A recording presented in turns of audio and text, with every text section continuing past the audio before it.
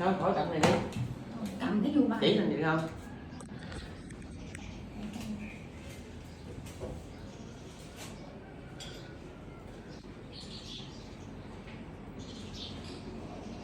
Đậu vậy đâu có biết là vô bài. Thấy cái Nó có cái chữ vô bài ở trên nè. Rồi, phải chi mà có cái lá bài nha. Có một bài cầm nha. bật mì bật mì ăn bật chiết mì thưa vì mì ăn nó chặt nó bạc mì mì bật cỏ nó chặt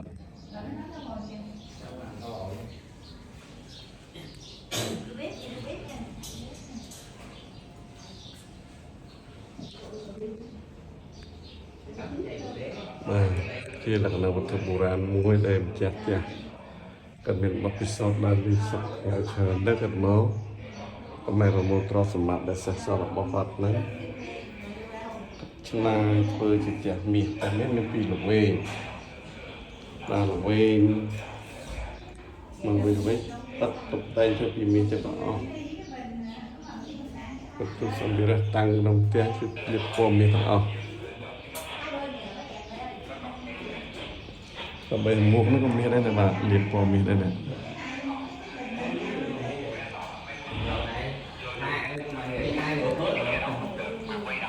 lấy cái kiểu mì đây đây tôi đi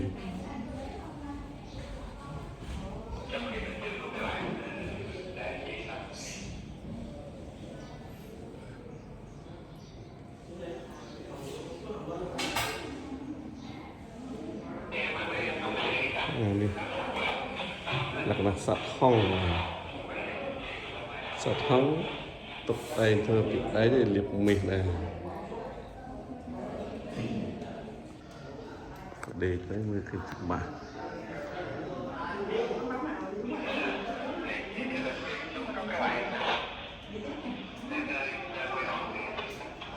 vì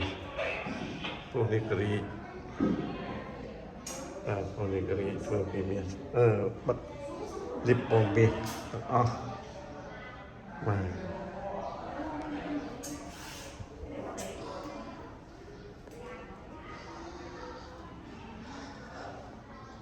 miền tròn thì pi tròn thì muối tròn tỏ đầy và miền pi chàng miền pi lộc ven nắng bầy tròn và bây giờ lọc tròn tỏ đầy với tiếng đó nè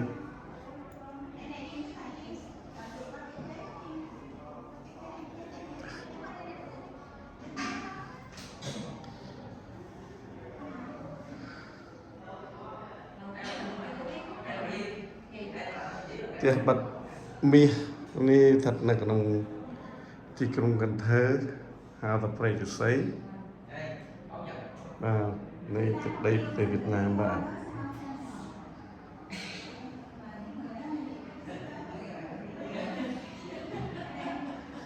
một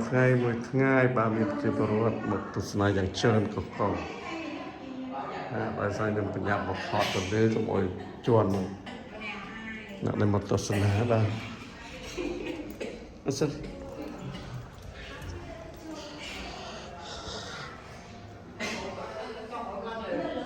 Việc lịch cho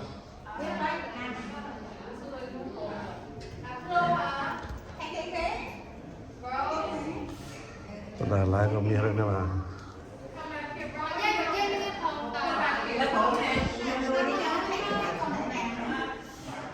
Để cho tôi tròn tì pi cho chị pi là rồi bây giờ cần đá có điệp vào miền đá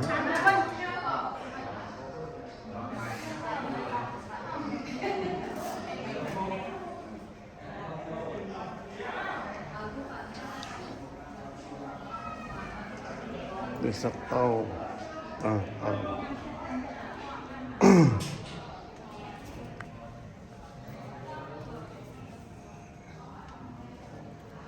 nih tóc lip mì anak-anak mì hai ấy mà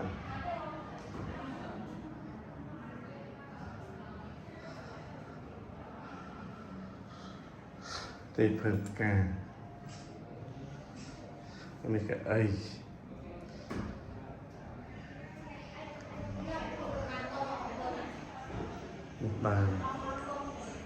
bạn chơi đọc từ sầm mốt các bạn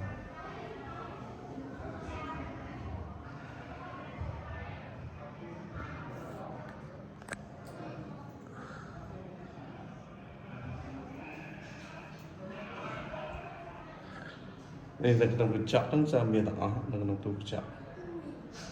miềnเป็นประกอบทางแขวันเรียนพอมีที่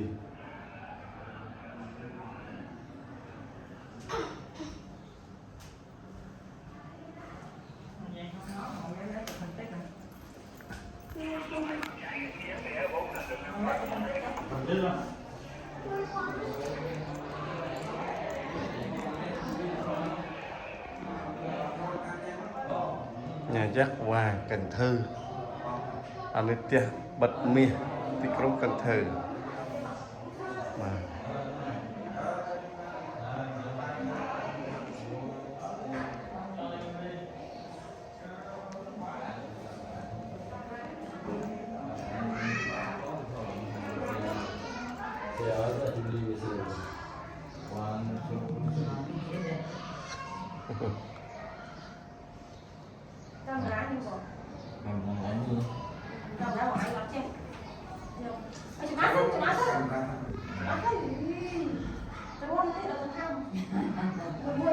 nih khách đang mì tụi chọc đang tụi chọc mì sắt này ba mưa mà sải ra đấy thế để cho hồi từ đây cho anh tí và cho nó cho anh thì nuôi mình cho tao đây mình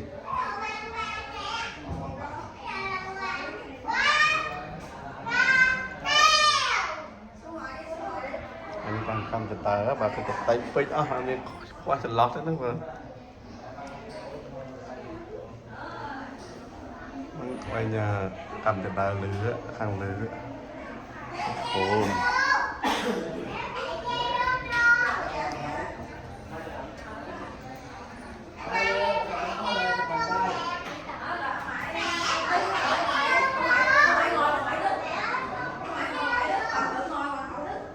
tôi pin mà người thay cho mình thay khi tôi chợt na có thể cái như có thể ban sủng nhẹ chắc cái chặt chẽ đấy là một tô thử đùng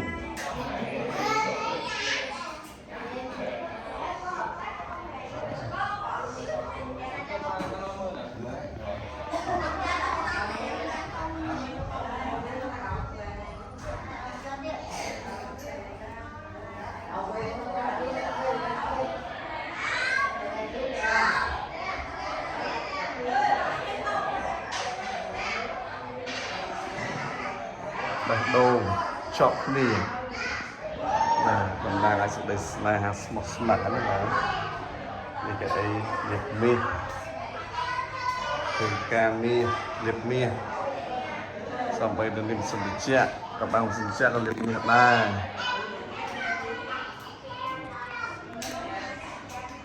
một chút để tăng là tụ cái chọc từ mi sốt các bạn mi sốt các bạn giá vàng đi của miền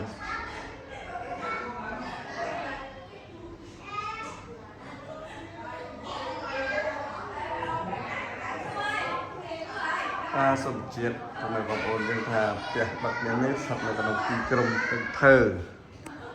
ไปยังหาตะไคร้จะใส่บางมีคือมาที่นักเตะที่โชว์ได้บทบาทสิบากรรมที่โชว์เราnhiều cái tỷ dụ từng mà số lần là con bọc ôn từng người để còn tô sẽ quá cam thì cho được bọc cầm hôn thì cho mà ai ấy trao về bà học tuần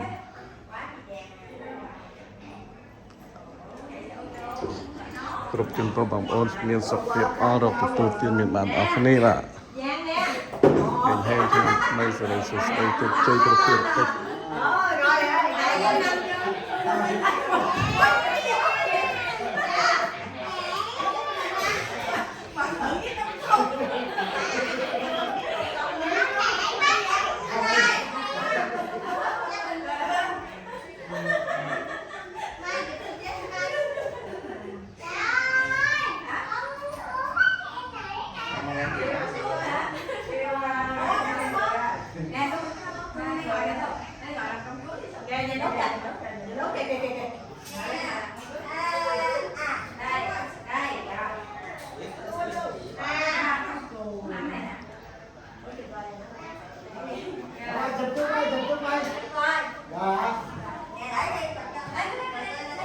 ត់ច្រើន